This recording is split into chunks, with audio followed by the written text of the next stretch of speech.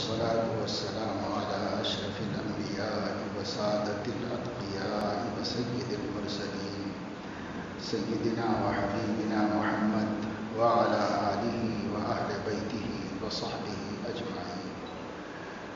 أما بعد، قال الله تبارك وتعالى: يا أيها الذين آمنوا إذا لقيتم فئة فاثبتوا واذكروا الله كثيرا لعلكم تفلحون وأطيعوا الله ورسوله ولا تنازعوا فتفشلوا وتذهب ريحكم واصبروا إن الله مع الصابرين ولا تكونوا كالذين خرجوا من ديارهم بطرا ورئاء الناس ويصدون عن سبيل الله والله بما يعملون محيط.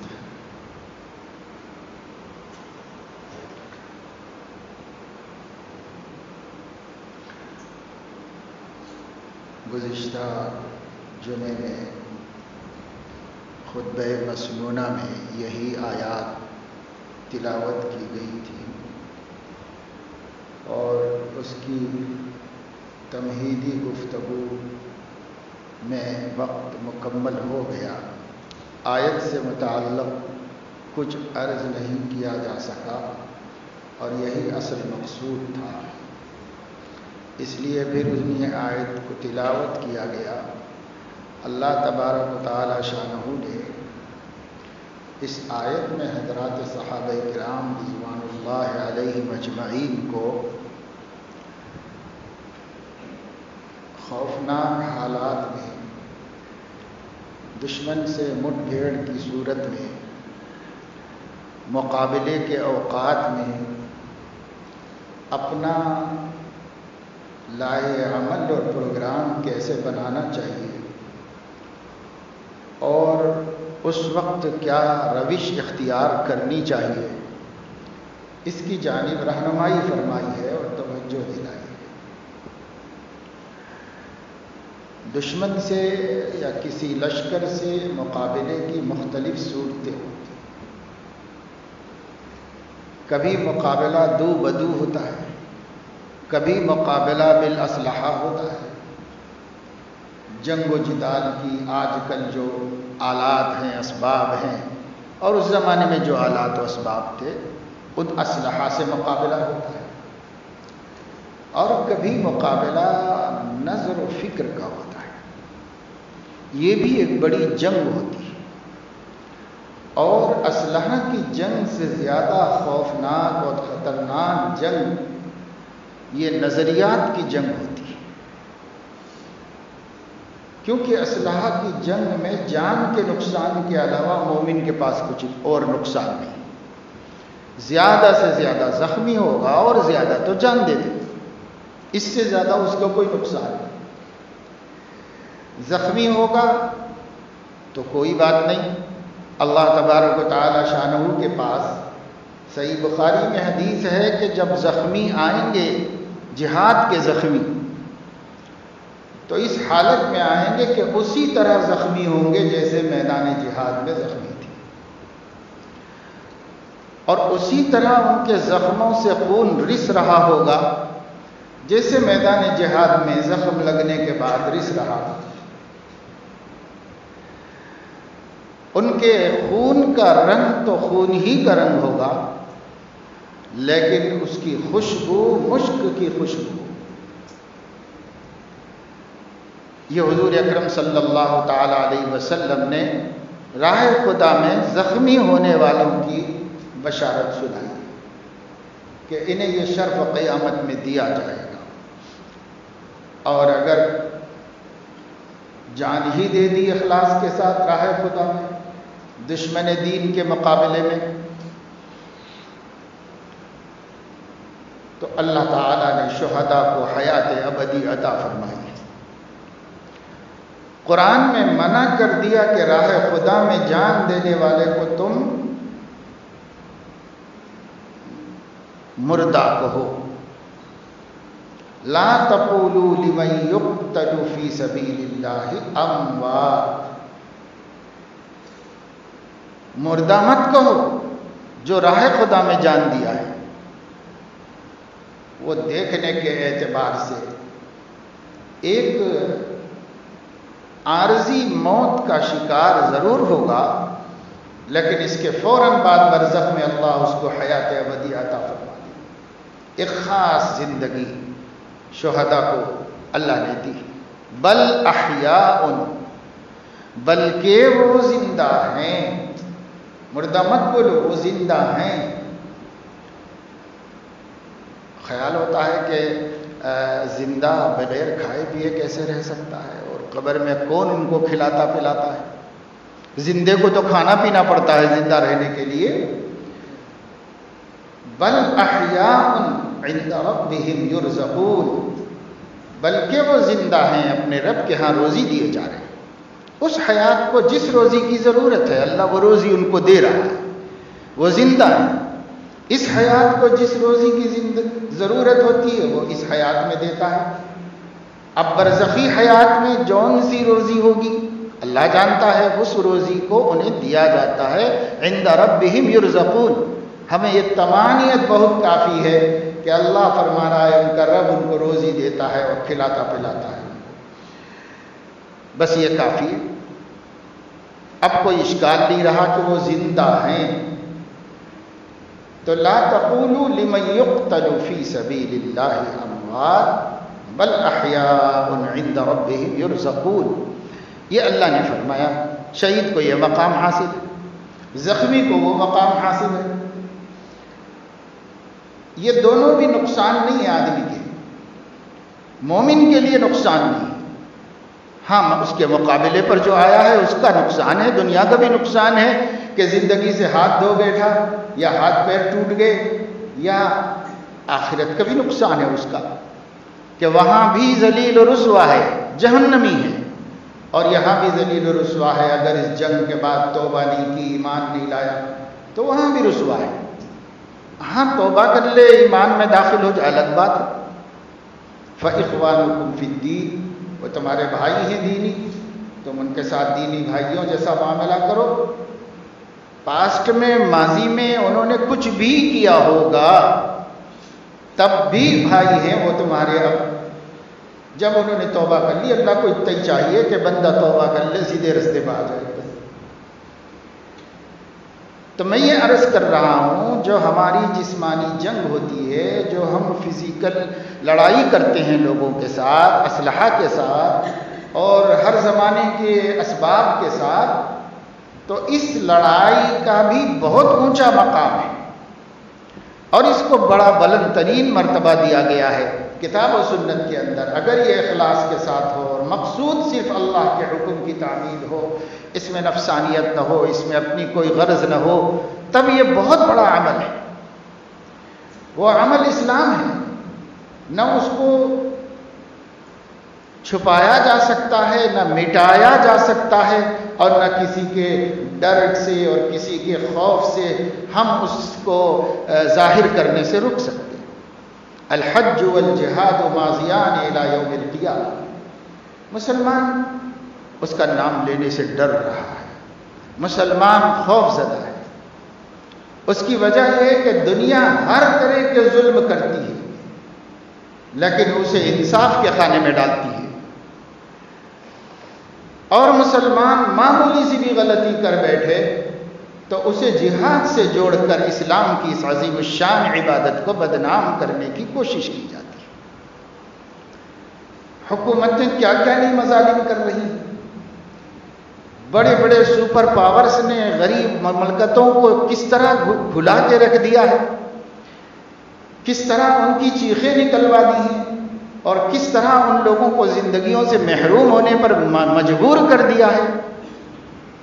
ان کے لیے گرین سگنل ہے، سب عفو ہے، سب معاف ہے، صرف اس وجہ سے کہ وہ سپر پاور ہے، وہ جو چاہے دنیا میں کر سکتے ہیں۔ ان کے لیے ہیومن رائٹس نہیں ہے، ان کے لیے کوئی عالمی عدالت نہیں ہے، ان کے لیے کوئی اقوام متحدہ نہیں ہے، ان کے لیے کوئی آواز اٹھانے والا نہیں ہے۔ تو ہم آہ بھی کرتے ہیں تو ہو جاتے ہیں بدنام، وہ قتل بھی کرتے ہیں تو چرچا نہیں ہوتا۔ دنیا آنکھوں سے دیکھ رہی ہے، روز کا قصہ، وہ قتل بھی کرتے ہیں تو چرچا نہیں ہوتا۔ اور قتل بھی نہیں، بستیوں کی بستیاں مٹا دی، خاندان کے خاندان برباد کر دے، چرچا نہیں ہوتا۔ لیکن ہماری زبان سے ایک لفظ بھی نکل جائے تو یہ جہادی، یہ آتنکواد ہے، یہ فلاں ہے، یہ ایسے ہے، یہ ایسے ہے۔ تو دنیا نے ایک دوغلی پالیسی بنا رکھی ہے، ان کی مرضی ہے۔ اچھا انسان وہ ہوتا ہے جو ظاہر میں بھی ویسا ہی ہو، باطن میں بھی ویسا ہی ہو، زبان سے بھی وہی بولے، اپنے عمل سے بھی وہی دکھائے، دوسروں کو بھی وہی بات اچھی کہے جس کو خود بھی اچھی سمجھتا ہو۔ تو ایسے لوگ اچھے انسان ہوتے ہیں، چاہے ہندوؤں میں ہوں، عیسائیوں میں ہوں، یہودیوں میں ہوں، نصرانیوں میں ہوں، مجوسیوں میں ہوں، کوئی کسی مذہب میں ہوں، انسان تو اچھے ہیں، اچھے انسان ہیں۔ لیکن جن کے ہاں دوہرا پن ہے، منافقت ہے، ان کے لیے الگ قانون، ان کے لیے الگ قانون، ان کے لیے الگ مسئلہ، ان کے لیے الگ مسئلہ۔ یہ اونچ نیچ ذات پات کے خلاف قوانین تو پاس کر دیے گئے، لیکن دنیا انسانیت کے ساتھ سلوک اونچ نیچ و ذات پات کا ہی رکھتی ہے۔ مذہبوں کی نظر سے دیکھا جاتا ہے، قوموں کی نظر سے دیکھا جاتا ہے۔ تو خیر، یہ جتنے مقابلے ہیں میں نے بتایا کہ اس میں اگر مومن کا کوئی نقصان ہے، یا تو جسم کا نقصان ہے یا جان کا نقصان ہے، اور اس کے علاوہ کوئی نقصان نہیں ہے، اللہ کے ہاں سراسر کامیاب ہے۔ ہر حال میں اللہ کا منظور نظر اور محبوب نگاہ ہے اللہ، ہر حال۔ بس اتنا ہے کہ نیت صحیح ہونی چاہیے، نیت میں کھوٹ نہیں ہونا چاہیے، عمل اللہ کے لیے ہونا چاہیے بس۔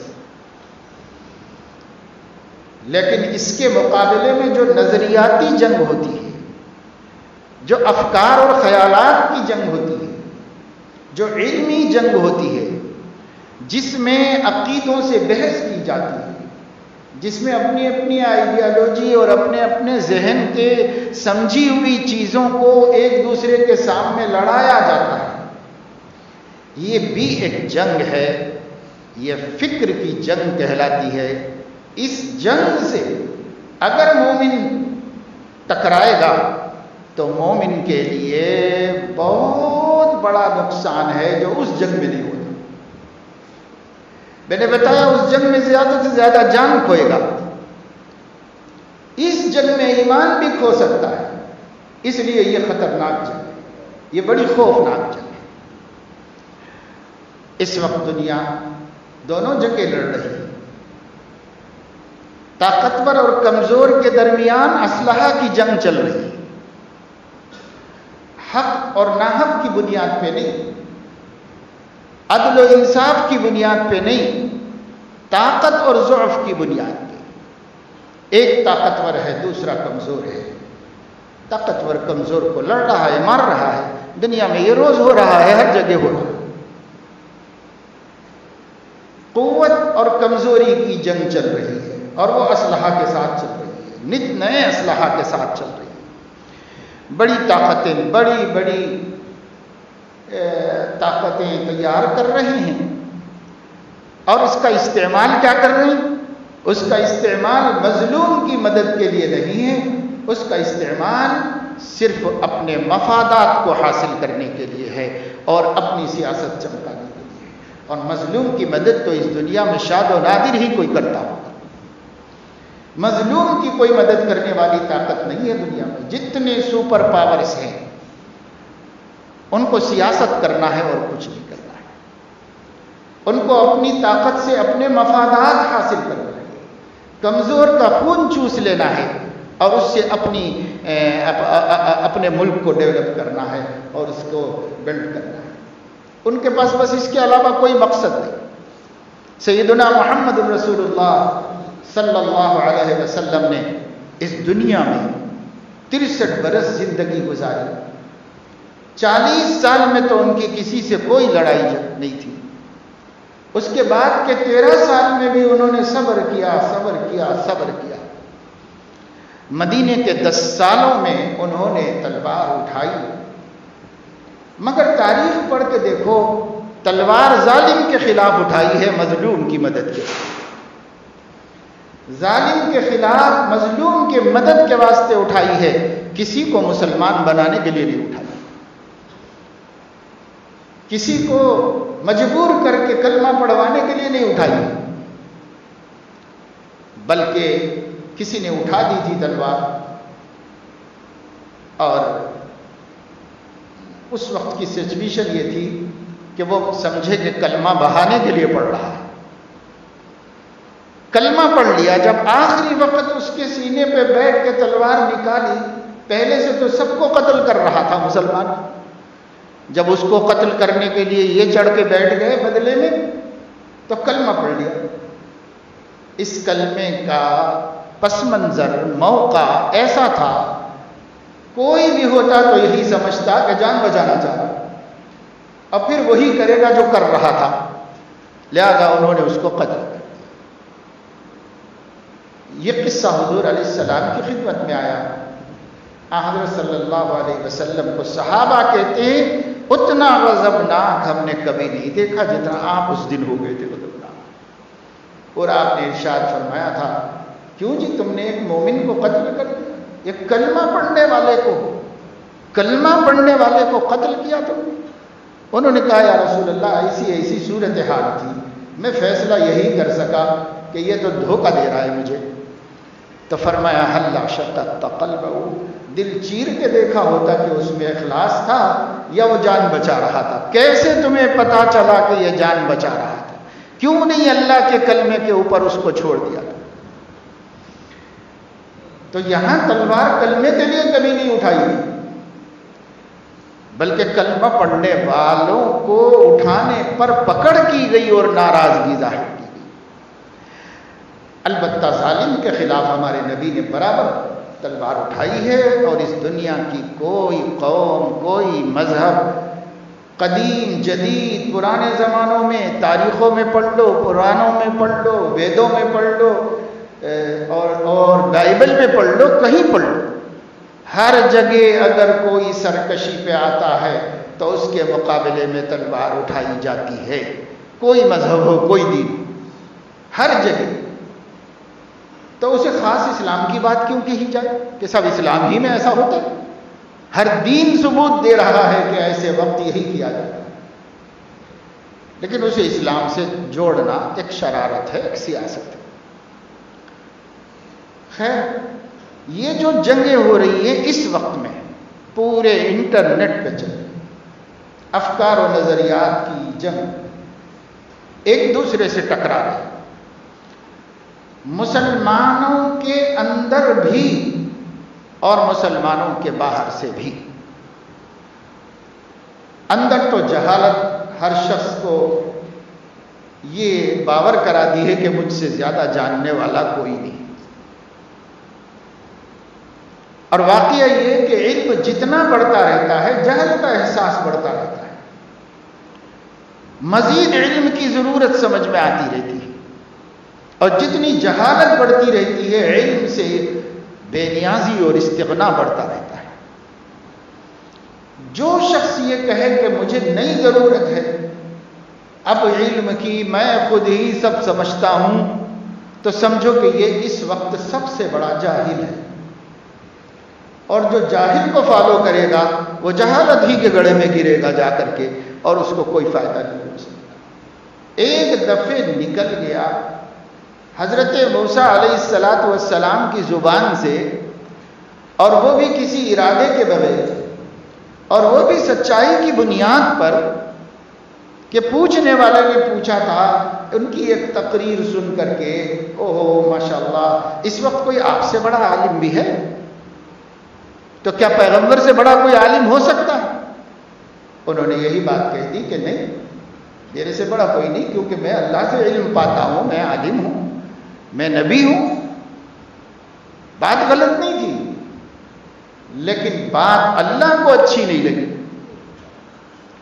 اللہ تعالیٰ نے فرمایا کہ میرے بندے، بے شک روئے زمین پر تو تم سے اعلیٰ اور افضل علم میں کوئی نہیں تھا، مگر تم بجائے ایسا کہنے کے یہ کہہ دیتے کہ میرا اللہ مجھ سے زیادہ جاننے والا ہے۔ ایسا کیوں نہیں کہا تم نے؟ اللہ اعلم کیوں نہیں کہا؟ اللہ کو مجھ سے زیادہ علم ہے، کہہ دیتے، اگر وہ کہہ دیتے تو مجھے یہ تواضع اچھی لگتی، لیکن یہ جو تم نے کہا مجھے اچھا لگا۔ اور تمہیں معلوم ہونا چاہیے کہ اس زمانے میں بھی تمہارے ہوتے ہوئے روئے زمین پر میرے ایسے بندے ہیں، من لدنی علما، میں نے ان کو اپنے پاس سے خاص علم دیا ہے، علمناہ من لدنا علما، ان کو میں نے میرے پاس سے خاص علم دیا ہے۔ حضرت موسیٰ علیہ السلام نے حضرت موسیٰ علیہ السلام جاہل نہیں تھے، عالم تھے، اس لیے کوئی استکبار نہیں تھا۔ یہ نہیں کہا کہ اللہ پاک میں نے غلط کیا کہا اس میں، کیا زمین پر آپ کے بندوں میں نبی سے بڑھ کر بھی کوئی جاننے والا ہوتا ہے؟ لیکن عالم تھے، علم والے تھے، علم والا الجھتا نہیں۔ انہوں نے اللہ کے پکڑ کو سمجھ لیا کہ پکڑ کا منشا کیا ہے، اس کو سمجھ لیا، اور انہوں نے کہا اللہ پاک اپنے اس بندے کا پتہ دے دیجئے، میں جا کر ان سے علم حاصل کر لیتا ہوں۔ جب آپ نے مجھ سے زیادہ ان کو علم دیا ہے تو پھر میں ان سے علم حاصل کر لوں گا۔ اللہ نے بھیجا اور انہوں نے جا کے وہاں سے کچھ علم حاصل کیا، اور حالانکہ حضرت موسیٰ علیہ السلام کو نبوت و شریعت چلانے کے لیے اس کی ضرورت بھی نہیں تھی، مگر اللہ رب العزت نے دنیا کو قرآن میں یہ واقعہ نازل کر کے بتا دیا کہ جہاں علم ہو وہاں تواضع بھی اس درجے کی ہونی چاہیے۔ صورتاً بھی ظاہراً بھی الفاظ میں بھی کسی قسم کی بڑائی تعلی نہیں ظاہر ہونا چاہیے۔ حقیقتاً تو حضرت موسیٰ میں کوئی تکبر نہیں تھا، وہ اللہ کے نبی تھے، اولو العزم پیغمبر تھے، سراپا بندے تھے، عبدیت کی شان میں تھے۔ صورتاً ایسا ہو گیا، دیکھنے میں ایسا ہو گیا، دیکھنے میں جیسا لگا وہ بھی اللہ نے پسند نہیں کیا۔ اور آج دنیا میں ہر شخص مدعی ہے کہ میرے سے بڑا کوئی عالم نہیں، جو میں نے سمجھا ہے وہی قرآن ہے، جو میں نے سمجھا ہے وہی حدیث ہے، مجھے کسی سے رجوع کرنے کی ضرورت نہیں، میں سلف صالحین اور صحابہ تابعین محدثین فقہا کسی کی مجھے ضرورت نہیں ہے، میں ہی سب سمجھتا ہوں، میں سب جانتا ہوں۔ بس اب اس کو اندھا دھن سمجھنا اپنی عقل سے، اور اسی سمجھے ہوئے کو تبلیغ کرنے کے لیے نیٹ پہ ڈال دینا، اور اسی کو صحیح قرار دینا، اسی کے لیے دلیلیں لانا، اور اسی کے لیے قرآن پیش کرنا، اور اسی کے لیے حدیث پیش کرنا۔ یعنی اب قرآن حدیث ایسے لوگوں کے لیے صرف اس لیے رہ گیا کہ ان کے دماغوں کی پیداوار کو ثابت کریں، بس اس کے لیے قرآن حدیث ہے۔ ان کا دماغ اس لیے نہیں رہا کہ قرآن حدیث سے علم لے کر اس کی روشنی لے کر اپنی زندگی کو درست کرے، اس لیے قرآن حدیث ہے کہ ان کے دماغوں کی پیداوار کو ثابت کر دے، اس کے لیے قرآن حدیث ہے۔ الٹا کر دیا، خرد کا نام جنو رکھ لیا، جنو کا نام خرد، جو چاہے تیرا حسن کرشمہ ساز کرے، سب الٹ پلٹ کر دیا پورے دین کو۔ کبھی کسی زمانے میں لوگوں میں دین ایسا نہیں تھا جیسے آج بن گیا ہے، کچومر چٹنی بنا دیا ہے، جو جس کے سمجھ میں آیا سب لے جا کر کے ڈال دیا ہے۔ آج اسلام کے نام سے انٹرنیٹ کے اوپر ایک کباڑ خانہ ہے، سب لوگ اپنا کچرا لے جا کے جہاں پھینکتے ہیں وہ کباڑ خانہ ہے۔ اس طرح انٹرنیٹ پر اسلام کے نام سے ایک کباڑ خانہ بنایا گیا ہے۔ ہر آدمی اپنے دماغ کے فطور کو، اپنے جنون کو، اپنے پاگل پن کو اسلام کا نام دے کے اس کچرے کنڈی میں ڈالتا ہے، اور اس کچرے کے چننے والے بڑے بڑے ایجوکیٹڈ لوگ ہیں، بڑے بڑے پڑھے لکھے لوگ ہیں، جو وہ کچرا چن کے اپنا دین بنا رہے ہیں، اس کچرے سے اپنا ایمان بنا رہے ہیں۔ یہ آج افکار کی جنگ ہے، لڑی جا رہی ہے۔ ایک آدمی کچھ کہتا ہے، اس کے پیچھے تبصرے آتے ہیں، آپ لوگ زیادہ جانتے ہیں تبصرے۔ ایک بات آئے گی، ہر آدمی اپنی رائے دینا شروع کرے گا اس کے پیچھے، دیتے چاہے وہ بات کسی بڑے سائنٹسٹ کی ہو تو معمولی اسٹوڈنٹس بھی تبصرہ کرنا شروع کریں گے، وہ بات کسی بڑے اسلامی اسکالر کی ہو تو معمولی طالب علم اس کے اوپر حملے کرنا شروع کر دیتے ہیں. جن کے پاس علم کا وفور نہیں، جن کے پاس مطالعے کی وسعت نہیں، جن کے پاس قرآن و حدیث کے مقاصد کا پتہ نہیں، بس یوں ہی اپنی معلومات ہیں، اپنی معلومات سے چل رہا ہے. دعوت آ رہی ہے، اس کا رد آ رہا ہے، کوئی پیش کر رہا ہے، کوئی اس کا مقابلہ کر رہا ہے، پھر ایک تائید میں کھڑے ہو جا رہا ہے، پھر ایک اختلاف میں کھڑا ہو جا رہا ہے. یہ ہے جنگ افکار و نظریات کی، یہ فکر و نظر کی جنگ ہے جو چل رہی ہے. اب آپ سوچئے کہ یہاں جا کر ایک آدمی فیصلہ کیسے کرے کہ اس میں سے حق کیا ہے، باطل کیا ہے، میں کس کی حمایت کروں، کس کی حمایت نہ کروں، میں کون سی چیز اپنی آخرت بنانے کے لیے صحیح سمجھ کر قبول کروں اور کون سی چیز کو رد کر دوں. اس کے پاس پیمانہ کیا ہے؟ اس کے پاس کوئی پیمانہ نہیں. البتہ عالم کے پاس پیمانہ ہے کتاب و سنت کا. وہ کتاب و سنت پہ پرکھ کر اس کو دیکھیں، اور کتاب و سنت کی بھی اندھا دھند پیمانہ نہیں بنتی. کتاب و سنت بھی کچھ اصول و قواعد کی روشنی میں ایک کسوٹی بنتے ہیں. اس کے اوپر رکھو اور دیکھو کہ سچ کیا ہے، غلط کیا ہے.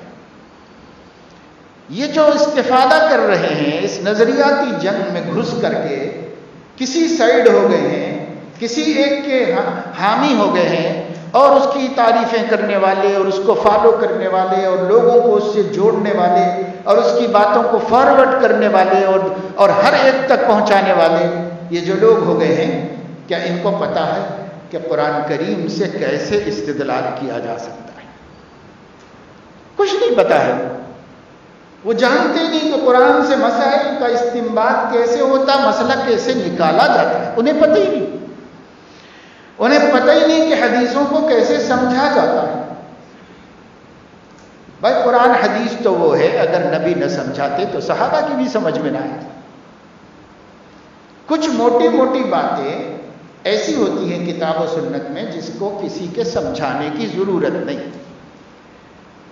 اگر وہ عربی جانتا ہے خود ہی سمجھ جائے، نہیں تو ٹرانسلیشن اس کا جانتا ہے، اس کو مل گیا ہے تو سمجھ لے گا، کوئی بات نہیں.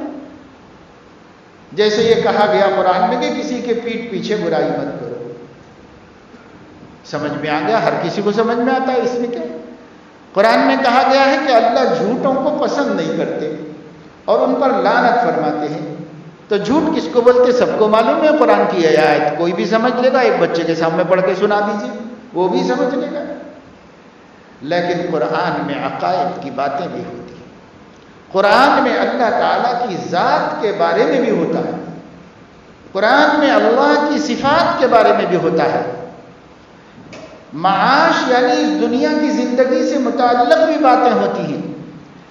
معاد یعنی مرنے کے بعد کے احوال کی بھی خبریں ہوتی ہیں. اب اس کے سمجھنے کے لیے بہت عقل کی اور سمجھ کی ضرورت ہوتی ہے. یک من علم را دہ من عقل باید، یہ پہلے زمانے میں ایک فارسی زبان کا مقولہ ہے جو ہر زبان میں اپنی زبان کے محاورے میں موجود ہے. کسی سے بھی پوچھو، ایک من علم کے واسطے، من ایک وزن ہے، ایک من علم کے واسطے 10 من عقل کی ضرورت ہے، اس کو سمجھنے کے واسطے. اگر دنیا کے علوم سمجھنے کے لیے عقل اور فہم اور اس کی روشنی کی ضرورت ہے تو اللہ رسول کی باتیں سمجھنے کے لیے کوئی بھی اندھا کھڑا ہو جائے اور یہ کہے کہ میں سب سے زیادہ سمجھاؤں، میں ہی صحیح سمجھاؤں، تو کیسے اس کو مانا جا سکتا ہے؟ تو یہ جنگ ہے. اب یہ جنگ جو خود مسلمانوں کے اندر چل رہی ہے، پوری دنیا کے ممالک کہیں بھی کوئی بندہ رہتا ہو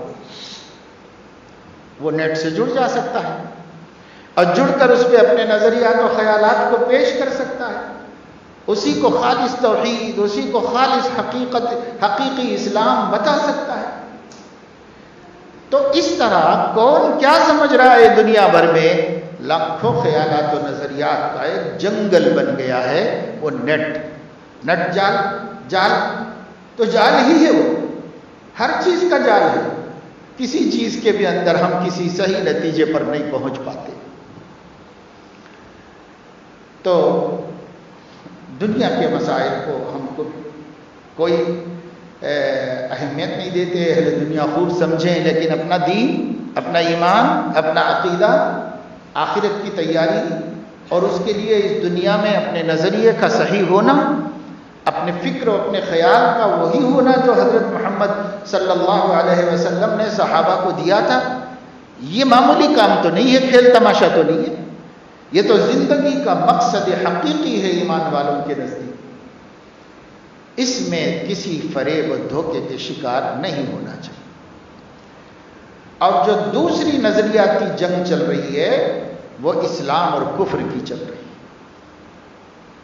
اسلام ایک دین ہے، کفر سینکڑوں دین ہیں، اس میں ایک دین نہیں ہے، سارے دین اس کے علاوہ، اسلام کے علاوہ جتنے دین ہیں سارے وہ کفر میں داخل ہیں، ایک اسلام ہے۔ یہ جنگ اسلام اور کفر کی لڑی جا رہی ہے۔ ایک طرف اسلام ہے اور ایک طرف کفر ہے، اس میں یہودیت بھی ہے، عیسائیت بھی ہے، نصرانیت بھی ہے۔ اب بالخصوص ہمارے ملک میں اس وقت ملک کے جو حکمراں ہیں ان کے عقیدے اور ان کے خیالات اور ان کی اپنی تھیوری، ان کی آئیڈیالوجی، وہ سب ایک طرف ہے۔ ایک طرف اسلام ہے جو صرف کتاب و سنت کا نام ہے، یہ اسلام ایک طرف ہے، ایک طرف یہ ہے۔ ان کو آج تک اس کی توفیق نہیں ہوئی کہ وہ بائبل کی شرح لکھے، ان کو اس کی توفیق نہیں ہوئی آج تک کہ وہ انجیل کی شرح لکھے۔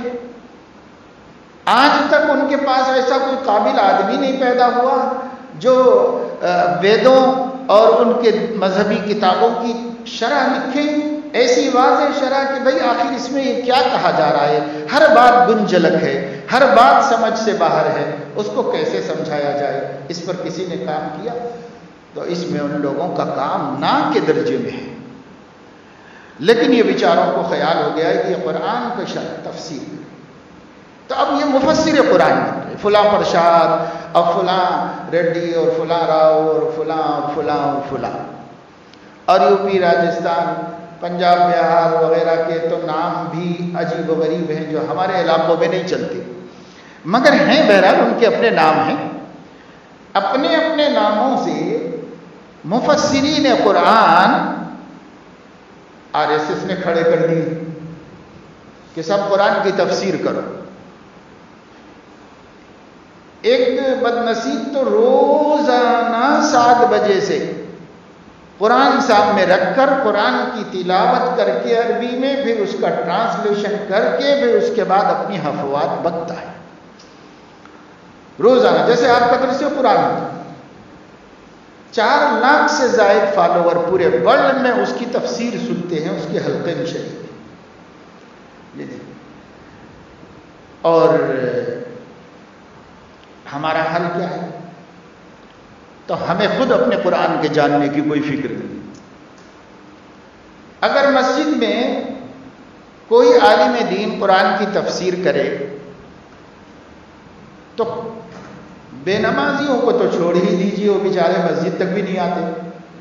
جو نمازی ہیں ان میں سے کتنوں کو شوق ہے کہ وہ بیٹھ کر اللہ کا قرآن سمجھیں، اللہ کے کلام اور پیغام کو سمجھیں؟ کم سے کم آج تو شوق ہوتا ہے ہمارے بڑوں کو، ہمارے نوجوانوں کو، ہمارے ایجوکیٹڈ طبقے کو، ہمارے تاجروں کو، آج تو ہوتا شوق، جبکہ قرآن کی آیتوں کی اپنے اپنے من سے تفسیریں کر کے دشمنان اسلام پوری سوشل میڈیا پر ایک گندگی پھیلا کر رکھی، اور اسے غیر مسلم تو دیکھ کر اسلام اور قرآن سے متنفر ہو ہی رہے ہیں۔ اپنا دین نہیں جاننے والے مسلمان بھی گڑھے میں گر رہے ہیں۔ ان کو منع کیا جاتا ہے کہ مت ایسی جگہوں پر جاؤ اور مت ایسی چیزوں کو فارورڈ کرو، جس کے پاس آئے وہ ڈیلیٹ کر دے، اپنی قوم میں نہ پھیلائے۔ لیکن یہ بڑی عبادت سمجھ کر ان گندگیوں کو اپنی قوم میں خود پھیلاتے ہیں۔ اس کے پاس آیا اس نے اس کے آگے، اس نے اپنے پورے گروپ میں بھیج دیا، اس نے اپنے پورے۔ ارے ان دشمنوں کی ہمت نہیں تھی کہ ہم لوگوں کے سامنے یہ بات آ کر کہیں، تو انہوں نے کہیں بیٹھ کر کمرے میں بہت بڑا مجمع دکھا کے سب جھوٹ بنا کر کے ہمارے سامنے بھیجا۔ ایک مسلمان تک پہنچتے ان کو یقین ہے کہ سارے مسلمانوں میں پہنچ جائے۔ ہم نہیں پہنچا سکتے مگر وہ خود پہنچا دیں گے۔ اس ہماری جہالت کا، حماقت کا، ناعاقبت اندیشی کا، اپنے عقلوں میں روشنی کی کمی کا فائدہ اٹھا رہا ہے ہمارا دشمن۔ ہم سے کرا رہا ہے کام، جو کام خود نہیں کر سکتا تھا وہ ہم سے کرا رہا ہے۔ کیا یہ بڑے بڑے مائی کے لال آ کے کسی مسلمانوں کو کہیں جوڑ کے بات سنا سکتے ہیں؟ یہ کہیں بتا سکتے ہیں مسلمانوں کے دیہات میں جا کے کسی گاؤں کے مسلمانوں کو سنا سکتے ہیں؟ جرت ہے ان کے اندر؟ نہیں ہے۔ یہ تو ایک اسٹوڈیو میں بیٹھے ہوئے ہیں اور وہاں بیٹھ کر اپنے بہت سارے سامعین دکھا رہے ہیں اور اس کے اندر بڑے سے کام کر رہے ہیں اور بتا رہے ہیں، سنا رہے ہیں، بند کمرے میں سیف سیکورٹی میں محفوظ رہ کر۔ اور اس کے بعد انہوں نے چپکے سے آگے بڑھا دیا، اور جیسے انہوں نے آگے بڑھا دیا، ان کے ایجنڈوں میں دو چار لوگوں نے دو چار اپنے مسلمانوں کے پاس بھیج دیا۔ اب مسلمانوں نے دیکھتے دیکھتے 2 دن 3 دن بہت کافی ہیں، پورے مسلمانوں کا جی جلانے کے واسطے مسلمانوں کو پھیلا دیا۔ کون کر رہا ہے ہماری تکلیفوں کا سامان؟ دشمن کا کام تو ستانا ہی ہے۔ آپ کیا راحت پہنچا رہے ہیں اپنی قوم کو؟ آپ کیا ان کو تکلیف سے بچانے کی کوشش کر رہے ہیں؟ اگر ایسا ہوتا کہ غلطی سے بھی کسی مسلم کے فیس بک پر یا ٹویٹر پر یا کہیں بھی آ جاتا اور وہی اسی وقت ڈیلیٹ کر دیتا کہ یہ ہمارے بات کسی اور کو نہ معلوم ہو، تو وہ لوگ فیل ہو جاتے۔ لیکن وہ لوگ کامیاب ہیں اس لیے کہ یہ قوم پھیلائے گی، یہ قوم سب کو سنائے گی، یہ قوم سب تک پہنچائے گی۔ تو کیا کرتے ہیں دوستو؟ ہم یہ حق اور باطل کی جنگ کا وقت ہے اور یہ جنگ نٹ پر لڑی جا رہی ہے۔ آپس میں مباحثے، مناظرے تقریباً ختم ہو چکے، اب کوئی کسی سے بات نہیں کرتا۔ وہ پہلے بڑے بڑے جیالے اور حکمت والے لوگ تھے، دیانند سرسوتی اور ایسے بڑے بڑے عیسائیوں کے مناظر، جو ایک ایک مسلمان کو للکار کر بڑے بڑے علماء کے ساتھ بیٹھ کر اپنے مذہب اور اسلام کے بارے میں ڈسکشن کرتے تھے۔ اور اللہ کا شکر ہے کہ اس وقت اس ملک کے علماء نے ہر محاذ پر ان کو شرمندہ کیا اور رسوا کیا، حق کو پیش کر کے ان کے باطل کی وہ جیت نہیں سکے۔ کہیں سے جوتے لے کے بھاگے اور کہیں اسٹیج چھوڑ کے غائب ہو گئے اور کہیں اسٹیج کے نیچے ملے۔ کوئی راستہ نہیں تھا ان کے لیے کہ وہ ثابت کر سکیں کہ ہمارا دھرم اچھا ہے، سچا ہے۔ حالانکہ مسلمانوں نے ان کے خلاف کوئی لڑائی نہیں لڑی تھی، حالانکہ مسلمان یہ معرکہ نہیں لڑ رہے تھے کہ آپ کا مذہب غلط ہے۔ خود ہی آئے مقابلے میں اسلام کے اور خود ہی آ کر خود ہی رسوا ہو گئے۔ ایک سر آتھم تھا عیسائیوں کا، کیا نہیں کیا اس نے؟ اتنا ذلیل ہوا کہ ہندوستان چھوڑ کے مصر بھاگ گیا۔ اب مصر کے مسلمانوں کو چیلنج کرتا تھا۔ جب وہاں کے گورنر نے مکے کو لکھا، مکے کے گورنر کو، کہ بھائی ایسا ایک شخص چیلنج کر رہا ہے کہ کوئی آج تک جواب نہیں دے سکا، اور میں ہندوستان کے سارے علماء کو ہرا کر ان کا اسلام غلط ثابت کر کے یہاں آیا، اب کوئی ہے مائی کلال تو میرے مقابلے میں ہے۔ وہ کہہ رہا ہے کوئی عالم بھیجو مکے سے، مدینے سے۔ اللہ کا کرنا یہ کہ جب یہ خط گورنر مکہ کو پہنچا مصر سے، تو اس وقت وہ عالم دین حضرت مولانا رحمت اللہ کے رانوے، جنہوں نے ان کے بائبل کی دھجیاں بکھیر دی تھی ہندوستان میں، اور اظہار الحق نام کی کتاب لکھ کر حق کا اظہار کر دیا تھا۔ ایسی کتاب لکھی گئی تھی کہ جس کو برطانیہ کی پارلیمنٹ میں پیش کیا گیا، تب یہاں انگریز حکومت کرتا تھا، تو برٹش پارلیمنٹ میں تمام علماء نے بیٹھ کر یہ کہا اس کتاب کو بین کر دینا چاہیے. اگر یہ چھپ گئی تو زمین پر ایک عیسائی نہیں بچے گا، ہر عیسائی مسلمان ہو جائے گا. اتنا بڑا کارنامہ کیا. اللہ کا کرنا کہ وہ حج کے لیے گئے ہوئے تھے، وہاں تھے، جب اشتہار لگا وہاں پر تو خود گئے گورنر کے پاس اور کہا وہ کم وقت میرے سے ہار کے آیا ہوا ہے، مجھے بھیجا دیجئے، وہاں سے بھی بھگا کے آتا ہوں اس کو. تب ان کو بھیجا گیا. جب اسے پتا چلا کہ مولانا رحمت اللہ یہ ہمارے لیے بھیجے گئے ہیں تو کس رات میں غائب ہو گیا مصر چھوڑ کے، کسی کو پتا نہیں چلا کہ کہاں گئے. بھائی اسلام حق ہے. بعد میں بھی اللہ کے بندوں نے بڑے بڑے کارنامے انجام دیے. جب لوگوں نے دیکھا کہ ہم مقابلے میں اپنے مذہب کو حق ثابت نہیں کر سکتے تو دشمن ہو گئے. ایک ہی بات رہ جاتی ہے، یا تو ثابت کرے آدمی، یا قبول کرے، یا دشمن ہو. تو قبول کرنے کی جن کو اللہ نے ظرف دیا تھا انہوں نے مان لیا کہ ہاں بھائی یہ غلط ہے، یہ صحیح ہے، ہم اس کو قبول کریں. اور جن کا ظرف اتنا نہیں تھا کہ وہ قبول کرے تو وہ ان کے دشمن بن گئے، جان کے پیچھے پڑ گئے، مال کے پیچھے پڑ گئے، عافیت کے پیچھے پڑ گئے، سلامتی کو خطرے میں ڈالا اور یہ سمجھا کہ بھائی ہم یہ مقابلہ کر رہی ہے. کیا مقابلہ ہے؟ یہ تو کوئی مقابلہ ہے. مقابلہ یہ ہے کہ علم کا جواب علم ہے، دلیل کا جواب دلیل ہے، ثبوت ثبوت ہوتا ہے. علم میں جو انسان کی معلومات ہیں یہاں پر جنگ ہوتی ہے. ایسا تو نہیں ہے کہ بھئی چھوٹے بچے لڑتے ہیں، کھیلتے ہیں، کھیل میں ہار جاتے ہیں تو پھر لڑائی جھگڑا شروع کر دیتے ہیں. بھئی ان کو تو سمجھنا چاہیے کہ لڑائی میں ہار جیت ہوتی ہی رہتی ہے، لڑائی جھگڑا کیا ہے، چلو پھر کھیلیں. تو بھئی مناظرے میں ہار جیت ہوتی رہتی ہے، مقابلے میں آپ نہیں ثابت کر سکے اپنا دین، کسی اور وقت میں ثابت کر دیجئے. دشمنیوں کا کیا فائدہ ہے؟ دشمنی اس بات کا ثبوت ہے کہ میرے پاس اب دم نہیں ہے کہ میں اس غلط کو صحیح بتا سکوں. یہ شکست کی علامت ہے کہ میں ہار گیا، یہ شکست کی علامت. تو آج یہ ہو رہا ہے اور اس جنگ میں ہم مبتلا ہیں. اور ایسے وقت میں ہمیں کرنا کیا چاہیے؟ تو اللہ تعالیٰ نے فرمایا چند باتوں پر عمل کرنا چاہیے. یا ایھا الذین آمنوا اذا لقیتم فئۃ، لوگوں جب تمہارا کسی سے مقابلہ ہو جائے، فاثبتوا، نمبر 1 ثابت قدم رہو، ہمت نہیں ہارو، بزدل مت بنو، مایوسی کو قریب میں مت آنے دو، چاہے مقابل کتنا طاقتور کیوں نہ ہو اور مقابل کتنی پوری قوت سے کیوں نہ آیا ہو. فاثبتوا، جمے رہو، اپنے قدم ہلنے مت دو.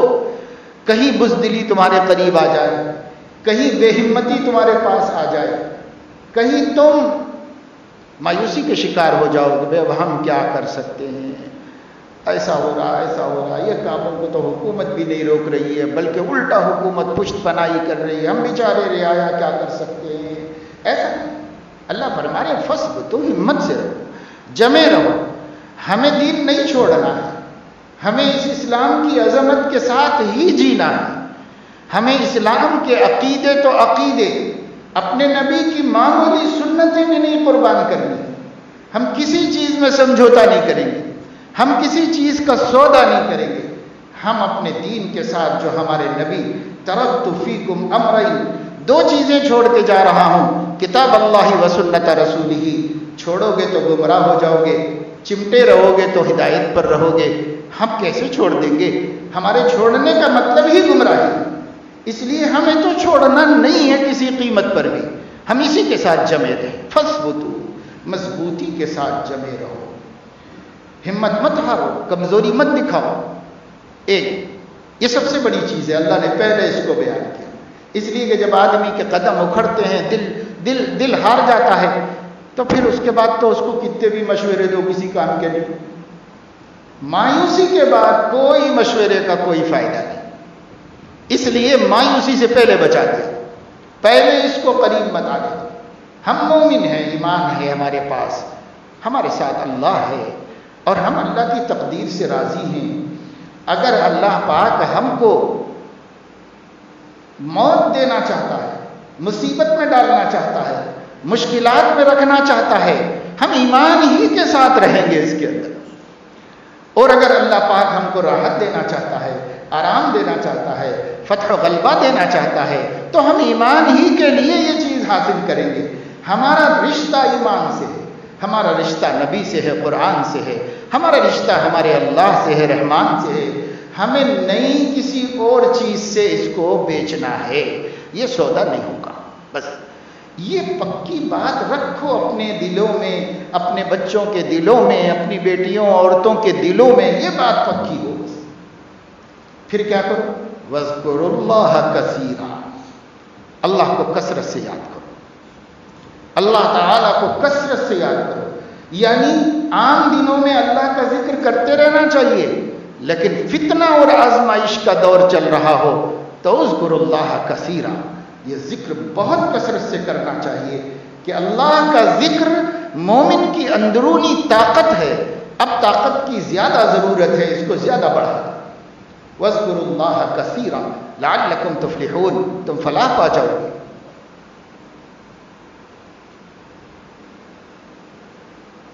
اور اس کے آگے اللہ رب العزت نے فرمایا وَأَطِيعُوا اللَّهَ وَرَسُولَهُ، اللہ رسول کی اطاعت کریں. نافرمانیوں کے ساتھ، گناہوں کے ساتھ، اللہ تعالیٰ کی بغاوت کے ساتھ کامیابی نہیں مل سکتی. آپ دیکھتے ہیں دنیا کے قوانین کو، ہمارے ملک کا قانون بھی اس بات کو واضح طور پر بیان کرتا ہے کہ ملک کے شہریوں کی غلطیاں اور ملک کے شہریوں کی خلاف ورزیاں قابل برداشت ہیں. انہیں عدالت میں چیلنج کیا جائے گا اور ان کو اگر کوئی سزا دینا ہے تو دیں گے، معاف کرنا ہے تو معاف بھی کر دیں گے. لیکن کوئی شہری مملکت سے بغاوت کرے تو اسے معاف نہیں کیا جائے گا، اس کے ساتھ کوئی رعایت نہیں کی جائے گی. یہ ہر دنیا کی ہر کنٹری کا یہی قانون اور احکم الحاکمین کا بھی یہی قانون ہے. ہم بغاوت کو نہیں برداشت کریں گے، بندگی کے ساتھ تمہارے بڑے بڑے قصور معاف کر دیں گے، تمہاری غلطیاں درگزر کر دیں گے. بغاوت قابل قبول نہیں ہے، بغاوت کو ہم نہیں مانتے. اس لیے گناہ ہو جائیں تو بھی یہ بغاوت نہیں کہلاتی. گناہوں پر نڈر ہو جانا، بے خوف ہو جانا، اصرار کرنا، کوئی پرواہ نہ کرنا اللہ تعالیٰ کی ممانعت کی، اس کو کہتے بغاوت. تو بغاوت پر قوم اتر آئی ہے تو کیسے اللہ کی مدد آئے گی؟ تو اس لیے اطیعوا اللہ ورسولہ، حالات کا مقابلہ ثابت قدمی سے کرو، ذکر کی کثرت سے کرو، اللہ رسول کی اطاعت کرتے ہوئے کرو. ولا تنازعوا، چوتھا کام یہ کرو کہ آپس کی رنجشیں ختم کرو، آپس کے اختلافات کو ختم کرو، ایک بن جاؤ، ایک قوت اور ایک طاقت بن جاؤ. اس لیے کہ جو بکھرے ہوئے ہیں تو ان کو کوئی بھی سنبھال نہیں سکتا، ہر کوئی ان کے اوپر ہاتھ ڈالتا ہے اور ان پر حملہ کرتا ہے. ایک ہو جائیں تو بن سکتے ہیں خورشید مبین، ورنہ ان بکھرے ہوئے تاروں سے کیا بات بنے، بکھرے ہوئے تاروں سے کیا روشنی ملے گی. جب یہ تارے سب اکٹھے ہو جائیں تو ایک خورشید بن جائیں گے، ایک سورج بن جائیں گے جو روشنی دیں گے. ہم بکھرے ہوئے تارے ہیں، سب کے دلوں میں ایمان کے چراغ ہیں، روشن ہیں، لیکن بکھرے ہوئے ہیں.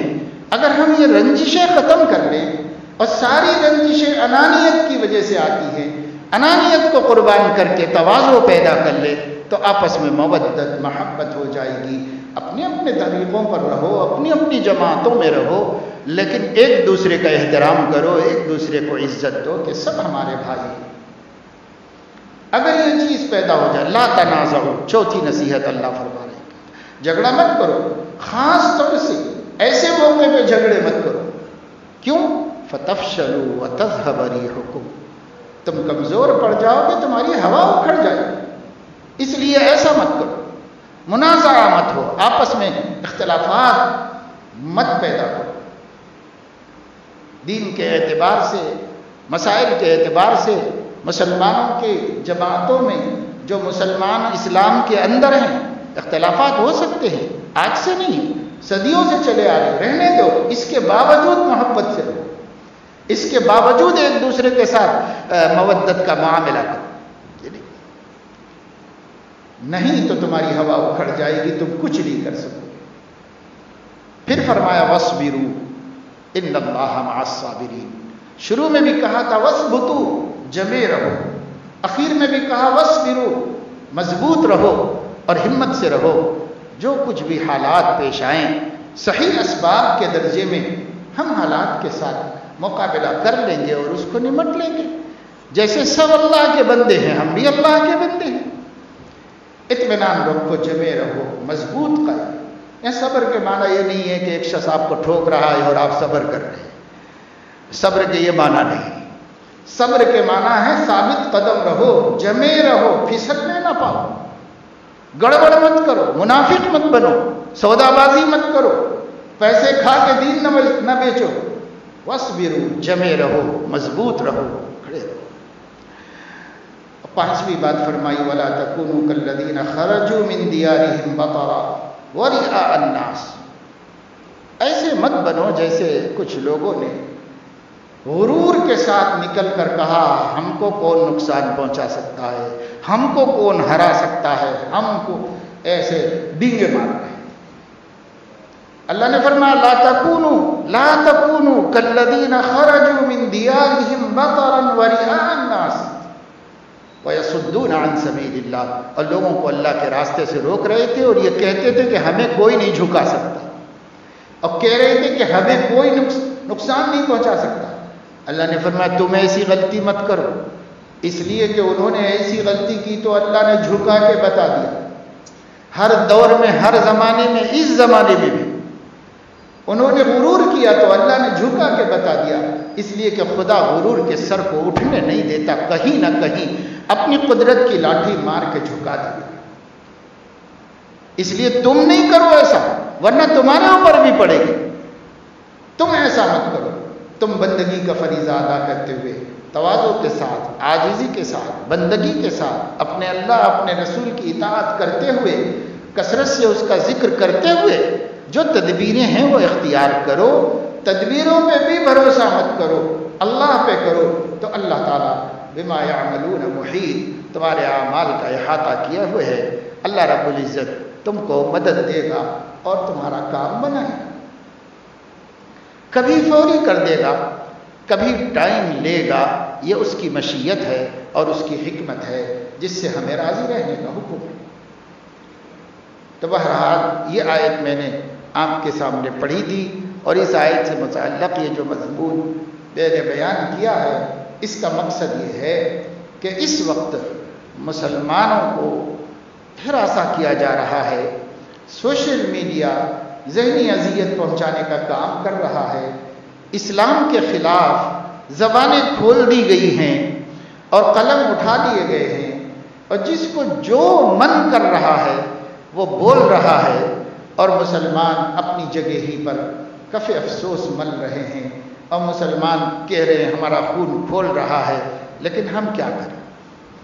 آپ آرٹیکل کا جواب بھیجتے ہیں تو اخبار اسے چھاپتے نہیں، آپ ڈبیٹس میں سچائی بولنا چاہتے ہیں تو اینکر آپ کو بولنے ہی نہیں دیتی، بیچ بیچ میں گڑبڑ کر کے آپ کو رکاتی رہتی ہے، حق بولنے تک نوبت آنے ہی نہیں دیتی۔ تو یہ تو بنا بنایا پروگرام ہے، اور یہ بنا بنائی بات ہے، یہ کوئی انٹرویو ہے، نہ یہ کوئی حقائق کو جاننا ہے، نہ یہ کوئی مسئلے کی تحقیق ہے، یہ تو ظلم ہے، ظلم ہے، ظلم ہے۔ تو کہاں جائے مسلمان، کیا کرے؟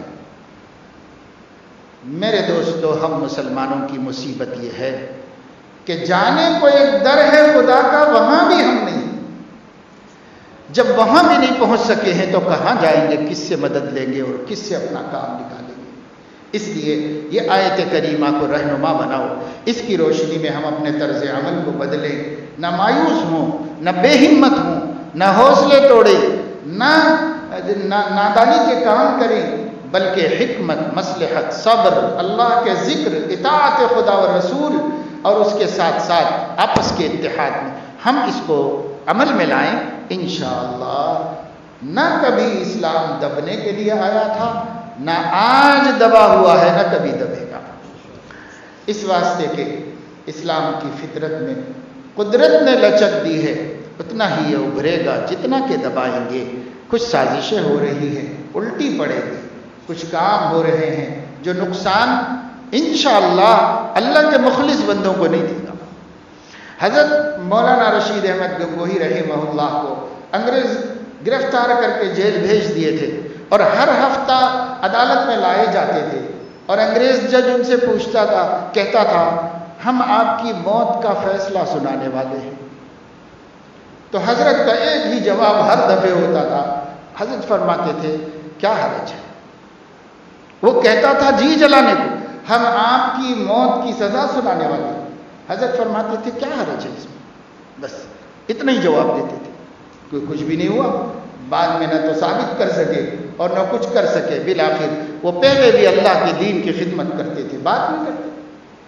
مجدد الفسانی رحمت اللہ علیہ کو بھیج دیا گیا گوالیار کی جیل میں،